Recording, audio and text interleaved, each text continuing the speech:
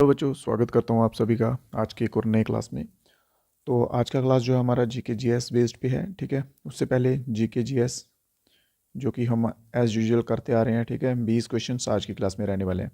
और एक और इम्पॉर्टेंट चीज़ आपको बता दूं साथ ही में, लेवल जो है थोड़ा सा मॉडरेट लेवल के क्वेश्चन रहेंगे। ठीक है, ज़्यादा बिल्कुल ईजी भी नहीं रहेंगे, थोड़े मॉडरेट रहेंगे, क्योंकि ईजी वाले जो क्लासेस थे वो हम अब तक करते आए हैं, कर चुके हैं। अब आगे से एग्ज़ाम के हिसाब से हम अपनी जो है क्लास वो चलाएँगे। ठीक है, तो चलते हैं फर्स्ट क्वेश्चन की ओर। पहला क्वेश्चन देखिए, विच of the following pair of cellular organelle name is correct. ठीक है, कौन सा इनमें सेलुलर ऑर्गेनल नेम है जो करेक्ट है। क्या स्पेलिन जो है इसे ग्रेवयार्ड ऑफ आरबीसी कहा जाता है। आरबीसी क्या चीज़ है, आरबीसी है रेड ब्लड सेल। ठीक है, क्या ऐसे ग्रेवयार्ड ऑफ आरबीसी कहा जाता है, या फिर ऐसे नॉट्स जो है इसे natural pacemaker of heart कहा जाता है। ठीक है, पेस मेकर जो होता है ये हार्ट में एक चीज़ होती है। ठीक है, जिसमें आप धड़कन कह सकते हैं या आरटीएम कह सकते हैं। ठीक है, तो क्या ये दोनों सही हैं या दोनों गलत हैं। ठीक है, तो ऑप्शंस के अकॉर्डिंग बताना है। तो इसमें हमारा सही रहेगा option number B, both 1 and 2। ठीक है, स्पेलन क्या होता है कि ये एक ना लिम्पैथिक होता है। ठीक है, लिम्पैथिक सिस्टम होता है, लिम्पैथिक सिस्टम होता है, ये उसमें पाया जाता है स्पेलन।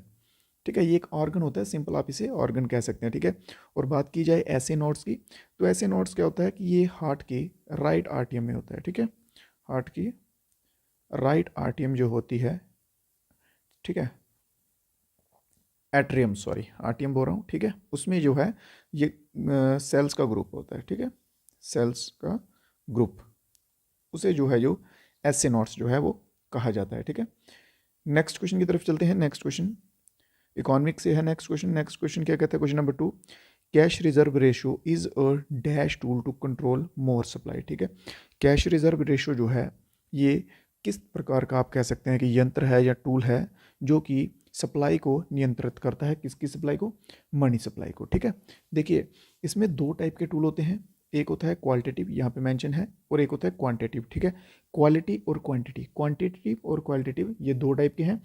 क्वांटिटेटिव में क्या होता है कि ये मनी का जो वॉल्यूम होता है उसको इन्फ्लुएंस करता है। मनी के वॉल्यूम के साथ साथ क्रेडिट सप्लाई जो होती है, लिखिए मनी के वॉल्यूम, ठीक है, money volume plus credit supply. ठीक है, क्रेडिट सप्लाई, इन दोनों को जो है ये इन्फ्लुएंस करता है। ठीक है, इसके एग्जांपल में जैसे आप ले लीजिए एसएलआर ले लीजिए, रिजर्व रेपो रेट ले लीजिए, ठीक है, ओपन मेरिट ऑपरेशन ले लीजिए, वो सब जो है ये क्वालिटेटिव में आ जाएंगे। ठीक है, और बात कर ली जाए क्वांटिटेटिव की, सॉरी ये क्वांटिटेटिव में आएंगे। ठीक है, क्वांटिटेटिव में आएंगे, दूसरे वाले में आएंगे।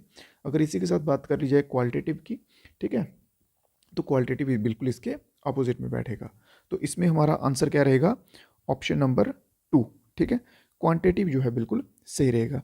तो कैश रिजर्व रेशियो जो है ये एक ऐसा टूल है, क्वांटिटेटिव टूल है, और मनी सप्लाई को कंट्रोल करता है। ठीक है, चलिए नेक्स्ट क्वेश्चन की तरफ चलते हैं। क्वेश्चन नंबर 3 क्या कहता है, for bank the main liability is the. ठीक है, बैंक जो होता है उसके लिए सबसे मुख्य जो है वो क्या होता है। ठीक है, डिपॉजिट होता है, इकोनॉमिक रेंट होता है, एसेट्स होते हैं, या फिर लोन्स होते हैं। ठीक है, तो बैंक जो है वो मेनली किसके लिए जाने जाते हैं, डिपॉजिट्स के लिए जाने जाते हैं, डिपॉजिट्स के लिए। ठीक है, in different forms of deposits. ठीक है, अलग अलग तरह के डिपॉजिट्स के लिए जाने जाते हैं। फिर वो उन्हीं डिपॉजिट को आगे लेंड करते हैं फंड्स में। ठीक है, फिर उन्हीं डिपॉजिट को आगे फंड्स के अंदर जो है वो लेंड करते हैं बैंक। अगला क्वेश्चन क्या कहता है, नेक्स्ट क्वेश्चन है, ज्योग्राफी से एक क्वेश्चन आया है। ठीक है, विच of the following is a type of earthquake wave. ठीक है, इनमें से कौन सी एक जो है वो अर्थक्वेक भूकंप तरंग जो है उसका प्रकार है। ठीक है, डी वेव, पी, बी, या फिर सी। ये मालूम नहीं कि आपने सुने होंगे पी और एस, ये दो वेव्स जो हैं ये आपने सुनी होंगी। ठीक है, जो कि बॉडी वेव्स भी कहा जाता है जिनको।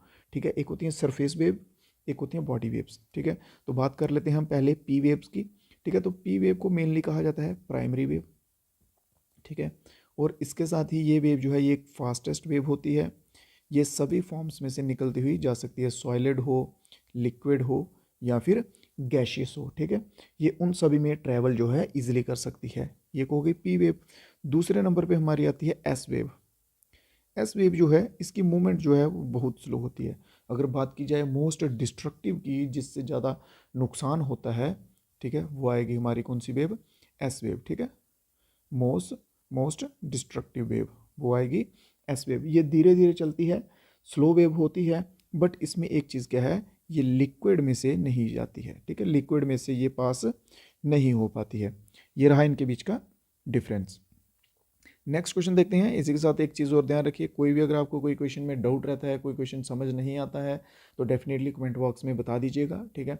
और इसके सिवा जो कुछ आपसे आंसर पूछता हूँ या कुछ आपको आंसर्स मालूम होते हैं, वो भी साथ साथ में जो है कमेंट बॉक्स में बताते जाइएगा।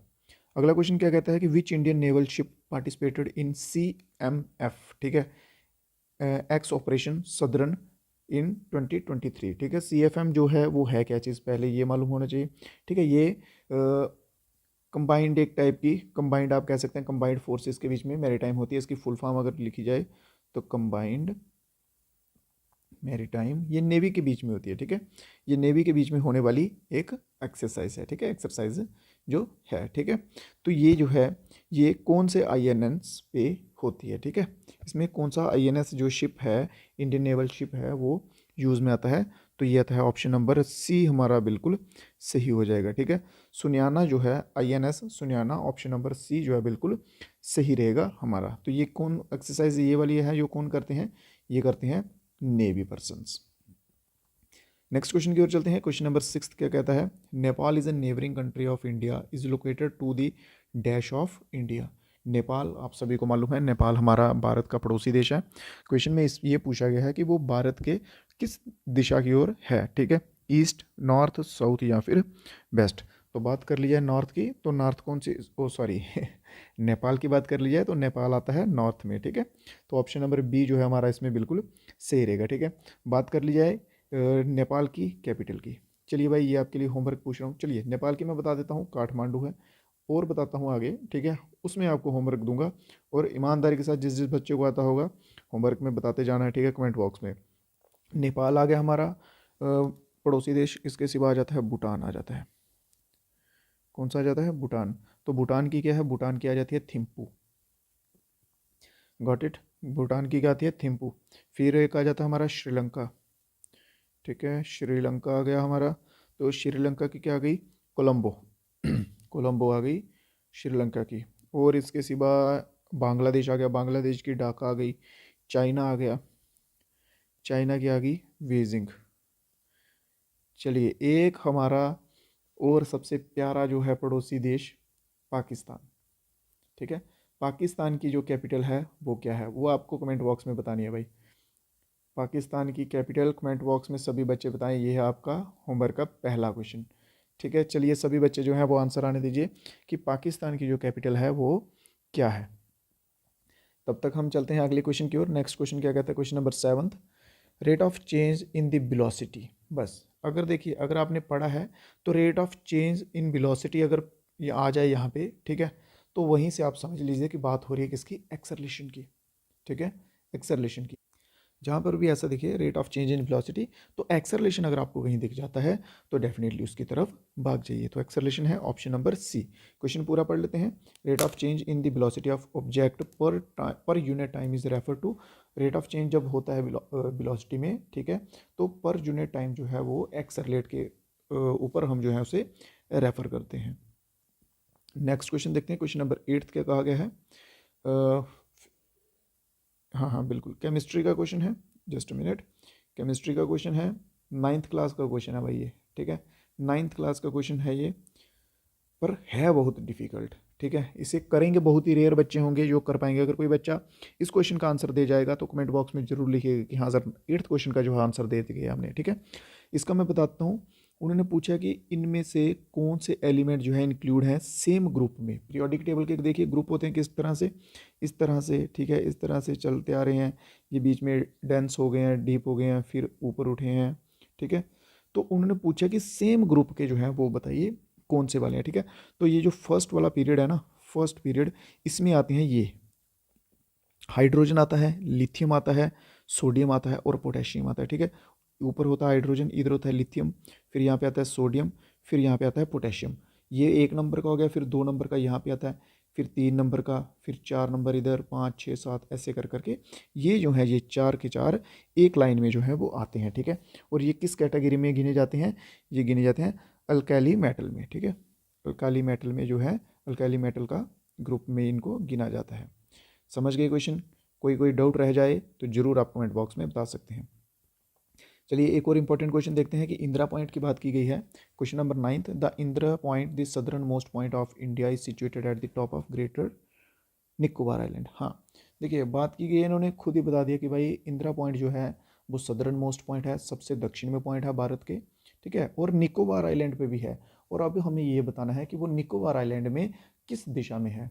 ये तो नॉर्मल सी बात हो गई, साउथ की हम बात कर रहे हैं तो डेफिनेट सी बात है, अगर हम अपने राइट हैंड की साइड जा रहे हैं तो और बोल रहे हैं कि हमारे राइट हैंड में उस जगह पे बताइए कि सबसे राइट में कौन सा, तो जो सबसे राइट पॉइंट होगा, ठीक है, सबसे राइट साइड होगा, डेफिनेटली वही होगा। तो बात कर रहे हैं हम साउथ की यहाँ पे, तो निकोबार जो है वहाँ पे भी जो सबसे साउथ वाला पॉइंट होगा वहाँ पे इंदिरा पॉइंट जो है लोकेटेड है, ठीक है, उसी जगह पे इंदिरा पॉइंट लोकेटेड है। धीरे धीरे जो है मेरे भाइयों और टाइम के साथ साथ क्वेश्चंस का लेवल जो है उस लेवल तक लाएंगे हम, ताकि आपको एग्ज़ाम देते समय क्वेश्चंस में परेशानी ना आए, डिफ़िकल्टी फेस ना करनी पड़े। जो कुछ आपको परेशानी आए अभी आ जाए, क्वेश्चन पेपर के टाइम पे कोई वैसी परेशानी ना आए। नेक्स्ट क्वेश्चन देखिए, माघा साजी जो है इसे सेलिब्रेट किया जाता है मकर संक्रांति के तौर पे, ठीक है, इन बीच of the following state. Makar Sankranti जो है आप कह सकते हैं कि ऑलमोस्ट इंडिया के ऑलमोस्ट स्टेट्स में जो है वो मनाई जाती है और अलग अलग नामों से मनाई जाती है, ठीक है। तो यहाँ पे पूछा गया है माघा साजी जो है इसको मकर संक्रांति के रूप में कौन से स्टेट में जो है वो सेलिब्रेट किया जाता है, ठीक है। जल्दी से आंसर आने दीजिए सभी बच्चे। तो माघा सागी जो है इसको किया जाता है हिमाचल प्रदेश में, ठीक है, हिमाचल प्रदेश में माघा सागी को, बिल्कुल बिल्कुल। इसके सिवा इंपॉर्टेंट हम देख लेते हैं, एक आता पेड़ा पंदुगा, पेड़ा पंदुगा, पंदुगा, ठीक है, और ये कहाँ का आता है, पेड़ा पंदुगा जो है ये आ जाती है आंध्रा में। आंध्रा के लोग जो मकर संक्रांति करते हैं, हमारे आंध्र प्रदेश के लोग, ठीक है, वो इसे पेड़ा पंदुगा के नाम से जानते हैं। इसके सिवा दो और इम्पोर्टेंट रहते हैं, बिहार के लोग अपने और अपने यूपी के लोग, ठीक है, वो इसको किस किस नाम से जानते हैं। चलिए जो कुछ बिहार के बच्चे हैं जल्दी से आंसर दे दीजिए, और यूपी वाले जो हैं वो भी आंसर दीजिए। एक एक नाम बताता हूँ, दूसरा दूसरा आप खुद बताइएगा। बिहार वाले जो हैं एक कहते हैं दही चूड़ा, एक और नाम से बुलाते हैं वो आप बताइए जल्दी से। और यूपी वालों आपको भी एक नाम बता रहा हूँ, खिचड़ी पूर्व, ठीक है, खिचड़ी पर्व, एक नाम है इनका खिचड़ी पर्व, और दूसरा जो है जल्दी से बता दीजिएगा। नेक्स्ट क्वेश्चन की ओर चलते हैं। अगला क्वेश्चन क्या कहता है, the force which act in the interior of earth has called. धरती के अंदर से, अंदर, ठीक है, इंटीरियर की बात की है, इंटीरियर होता है अंदर, अगर बात की होती है एक्सटीरियर की तो वो होता है बाहर, ठीक है। धरती के अंदर से जो बल लगता है या फोर्स लगती है उसे हम क्या कहते हैं, ठीक है। बात की जाए देखिए एंडोजेनिक, एंडोजेनिक हो जाती आउटसाइड की, फ्रिक्शन हो जाती, फ्रिक्शन तब होती है जब दो चीज़ें आपस में घिस रही हों, ठीक है, दो चीज़ें आपस में घिस रही हो, मान लीजिए एक ये चीज़ है एक ये चीज़ है, ये इस साइड को जा रही है ये इस साइड को जा रही है, और इनके आपस में घिसने की वजह से जो जहाँ पे फोर्स प्रोड्यूस होगी उसे कहते हैं फ्रिक्शन, ठीक है, उसे कहते हैं फ्रिक्शन। ग्रेविटेशनल फोर्स की बात की जाए तो ग्रेविटेशनल अर्थ की फोर्स है जो अपनी तरफ पुल करती है, तो एक्सोजेनिक फोर्स जो है ये होती है धरती के अंदर, ठीक है। तो ऑप्शन नंबर डी इसमें बिल्कुल सही आंसर रहेगा। क्वेश्चन नंबर 12 की बात कर ली जाए, हाँ बिल्कुल, देखिए इतना लंबा देख के घबराना नहीं है, सिंपल सा क्वेश्चन में ये पूछा गया है, सलमान रुशीदे एक पोइट हैं, बुक लिखते हैं, ऑथर हैं, ठीक है, उनकी जर्नी उन्होंने मेंशन की है India from British rule to independence and partition, ठीक है, भारत की उन्होंने जर्नी लिखी है।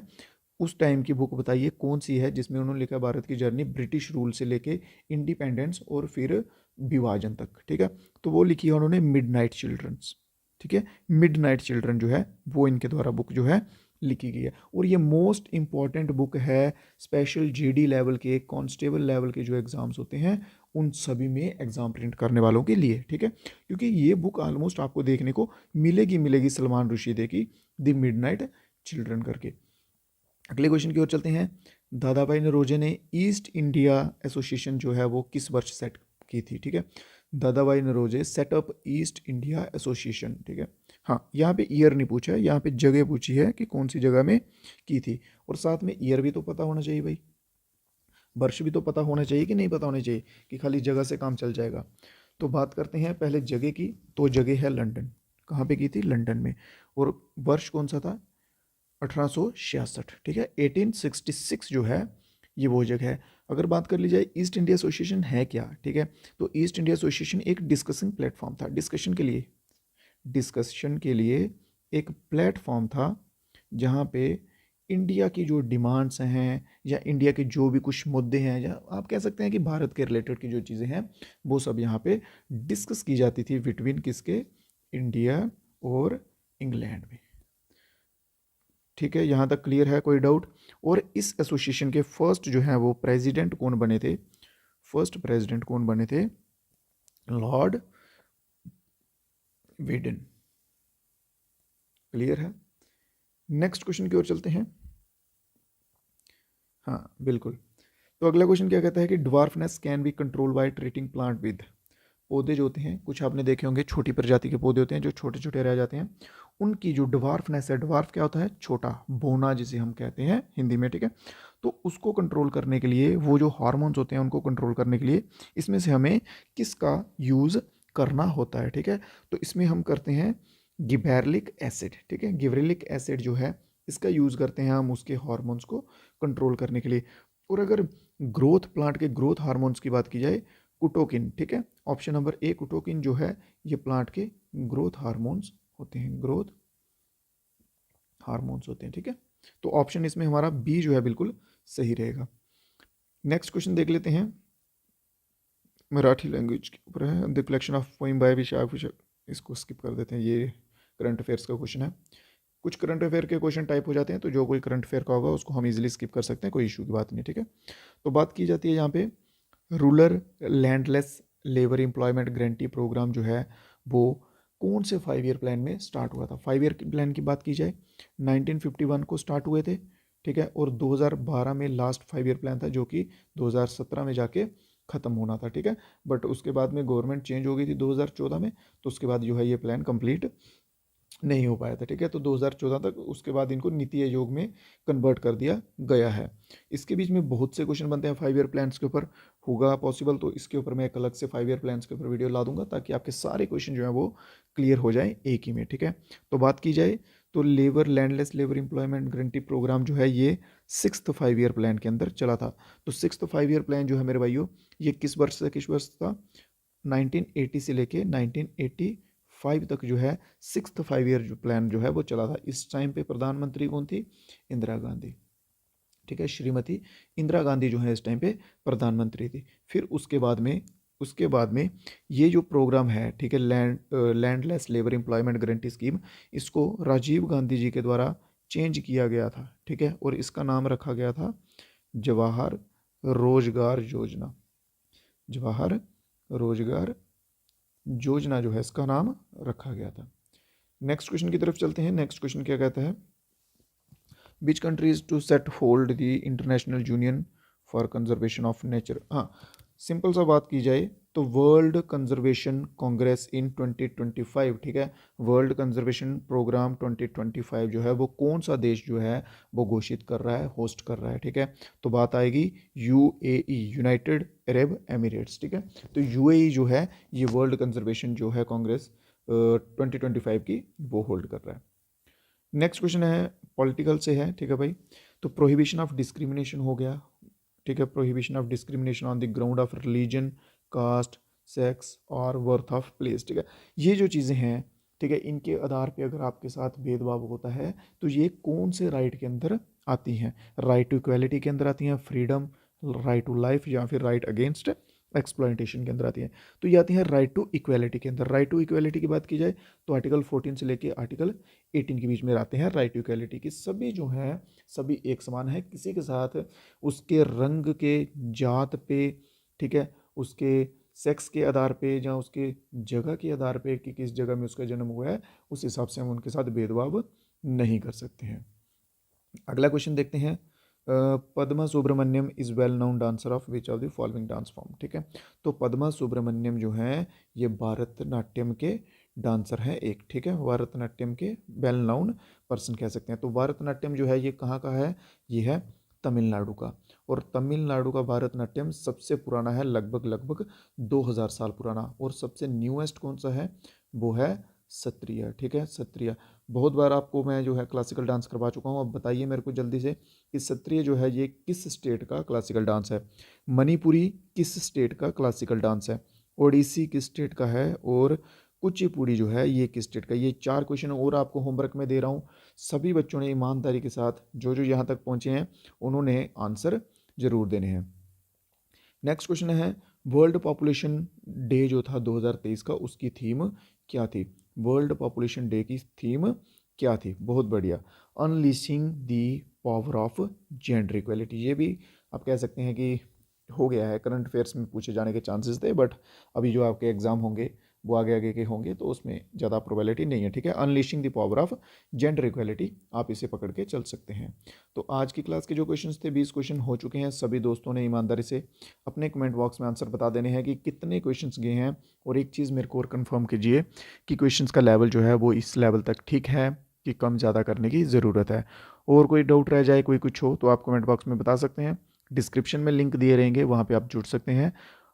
इंस्टाग्राम हो गया, व्हाट्सएप हो गया, टेलीग्राम हो गया, वो ग्रुप्स आपको रहेंगे। वहाँ पे आपको पीडीएफ वगैरह, अपडेट वगैरह जो है वो टाइम टू टाइम मिलते रहते हैं। तो दीजिए इजाज़त, मिलेंगे नई वीडियो में कुछ नए क्वेश्चंस के साथ।